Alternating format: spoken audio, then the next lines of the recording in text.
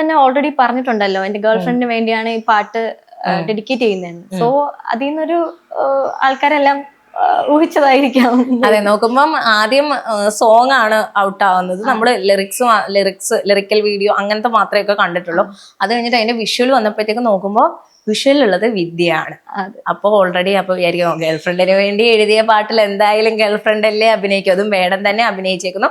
അപ്പൊ പിന്നെ വേടൻ ഓപ്പോസിറ്റ് ആയിട്ട് ഗേൾഫ്രണ്ടിനെ അല്ലേ കൊണ്ടുവരൂ എന്നൊരു അത് വെച്ചിട്ടാണ് വിദ്യയാണെന്നുള്ള രീതിയിൽ പറയുന്നത്. അപ്പം കമന്റോ അല്ലാതെ പേഴ്സണൽ മെസ്സേജസ് വല്ലതും വന്നിട്ടുണ്ടോ?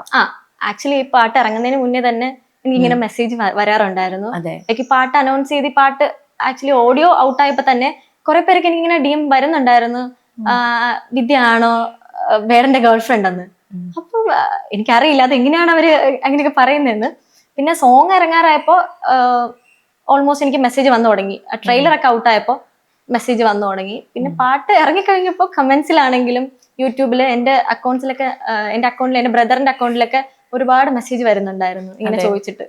പിന്നെ എന്റെ ഫ്രണ്ട്സിനായാലും അവരുടെ ഫ്രണ്ട്സ് അങ്ങനെയൊക്കെ ചോദിക്കുന്നുണ്ട്, ഇനി യഥാർത്ഥത്തില് വിദ്യ ആണോ വേടന്റെ ഗേൾഫ്രണ്ട് എന്നുള്ള രീതിയിൽ.